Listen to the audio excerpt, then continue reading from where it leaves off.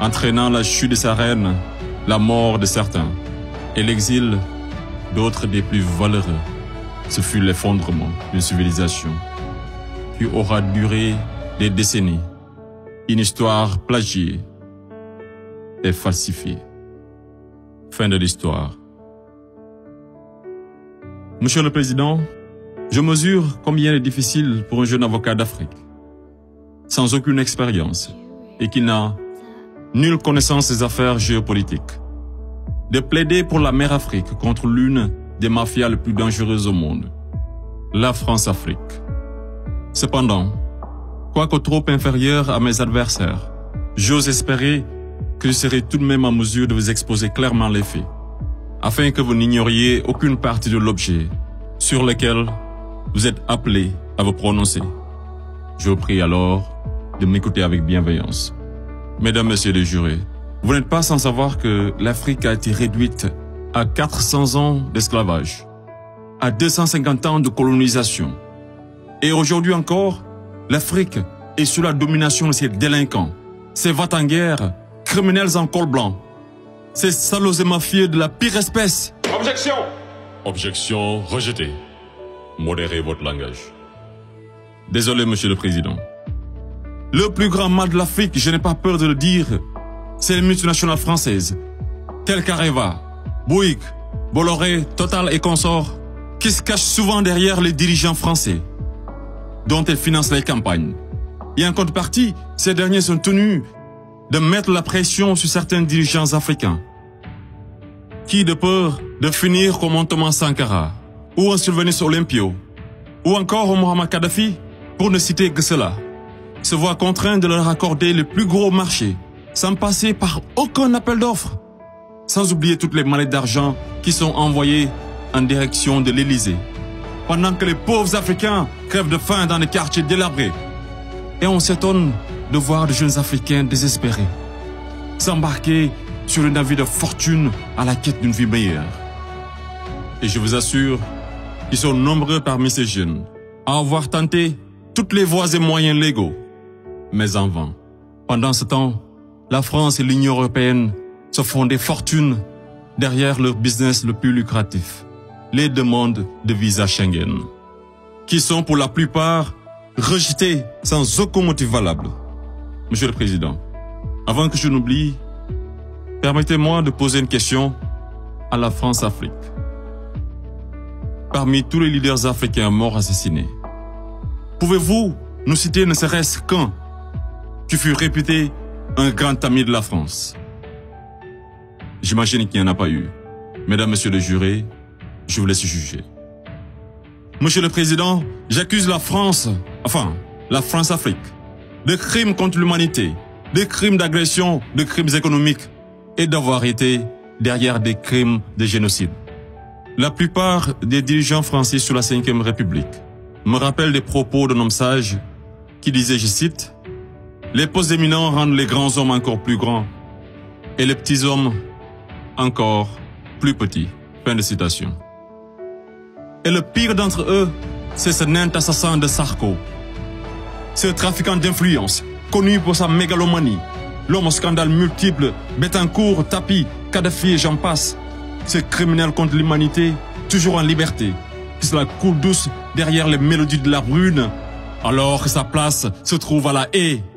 Vous lui direz que malgré tous ces mensonges, avec la complicité de certains médias, que le monde entier, et les Africains en particulier, connaissent toute la vérité sur les véritables raisons de l'assassinat de Kadhafi, sous les applaudissements de Bernard-Henri Lévy, et sur la chute orchestrée de Laurent Gbagbo, qui aurait commis un crime de lèse-majesté en voulant tout simplement ouvrir son pays à la concurrence internationale, en exprimant aussi sa volonté d'établir un rapport d'égal à égal avec la France, et en souhaitant revoir le contrat qui liait son pays à l'entreprise Bouygues. Bouygues, du fameux Martin Bouygues, un ami intime de Sarko, par ailleurs parrain de son fils du nom de lui, tous les deux impliqués dans le conflit ivoirien. Ce n'est pas un hasard. Mesdames, Messieurs les jurés, ai-je besoin d'en rajouter un mot pour que vous compreniez ce jeu d'échecs qui se joue sur le dos de pauvres Africains? alors qu'ils doivent tout à l'Afrique. C'est grâce aux Africains que vous avez une république que vous appelez la France. C'est grâce aux Africains que vous êtes enrichis. C'est grâce aux Africains que vous avez aujourd'hui votre statut de 5e puissance mondiale avec un droit de veto au sein de l'ONU. Et c'est encore grâce aux Africains que vous avez 2 Coupes du Monde à votre compteur. Qu'attendez-vous encore des Africains? Qu'on vous ramène la Lune? Ayez au moins un peu de décence et respectez les Africains, surtout les Noirs et les Arabes qui vivent en France. Monsieur le Président, je voudrais par ailleurs, et si vous me permettez de parler brièvement de la Cour pénale internationale. Il est un proverbe qui dit « Dis-moi qui tu fréquentes et je te dirai qui tu es ». Je propose de jeter un coup d'œil sur le profil des procureurs de la CPI. Commençons par l'actuel procureur de la CPI, une dame que je respecte pour 2 raisons. Pour son courage, pour avoir prouvé qu'être une femme et noire ne saurait être un obstacle à la réussite sociale, que la femme noire était capable de s'imposer partout et devant n'importe qui, et pour son combat pour la défense des droits des femmes. Mais devrions-nous faire semblant d'oublier qu'elle fut procureure générale, proche collaboratrice et conseillère juridique du président, et ministre sous l'une des pires dictatures de l'histoire de l'Afrique, sans jamais démissionner? N'est-elle pas comptable de ce régime?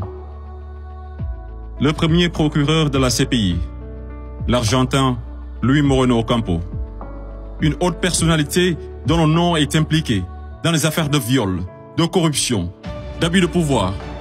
Un procureur de la CPI qui détient avec son épouse des entreprises offshore dans les paradis fiscaux des îles Vierges, de Panama et de Belize. Et c'est le même type qui aujourd'hui offre ses services aux personnalités poursuivies par la CPI afin de les aider à échapper au séjour à la haie, moyennant de grosses sommes d'argent. Et tenez-vous qu'ils sont 123 pays à avoir ratifié le traité de Rome. Et sur 10 enquêtes ouvertes, 9 sont africaines. Je me pose la question à savoir, sommes-nous dans une cour pénale internationale ou africaine? Voilà une cour qui représente pour les Occidentaux un instrument d'oppression et de domination des Africains et de leurs dirigeants. C'est pourquoi l'Afrique a besoin d'une cour pénale africaine, par les Africains, rien que pour les Africains et financée par les Africains.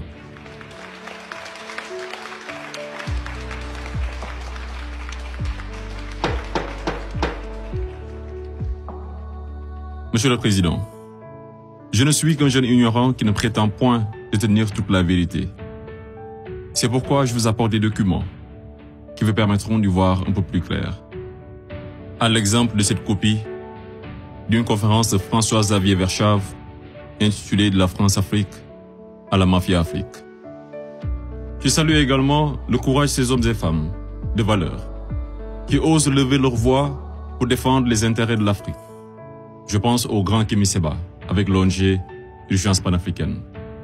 Je pense également à notre frère Claudie, à Fatou Diom, au grand Youssou N'Dour, à notre maman Angélique Kidjo, et d'autres artistes des plus engagés, comme Alpha Blondy et Tiken Jah Fakoly, pour ne citer que cela. Sans oublier toutes ces personnalités qui œuvrent pour la promotion des jeunes et des femmes, à l'égard du docteur Anta Sané et bien d'autres femmes de valeur. Monsieur le Président, loin de moi l'idée de proliférer des menaces.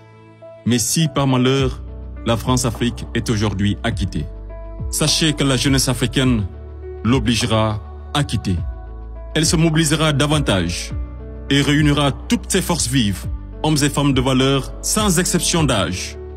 Intellectuels, sportifs de haut niveau, artistes de renommée internationale et sympathisants de l'Afrique. Et tous mèneront une campagne dévastatrice par tous les moyens pacifiques afin de dégager un par un ces bénéwiwi, présidents marionnettes de la France-Afrique, en faveur de vrais leaders panafricains véridiques qui auront le courage de mettre fin à la domination de cette mafia et qui décideront de la fin de la plus grosse arnaque de l'histoire, le franc CFA.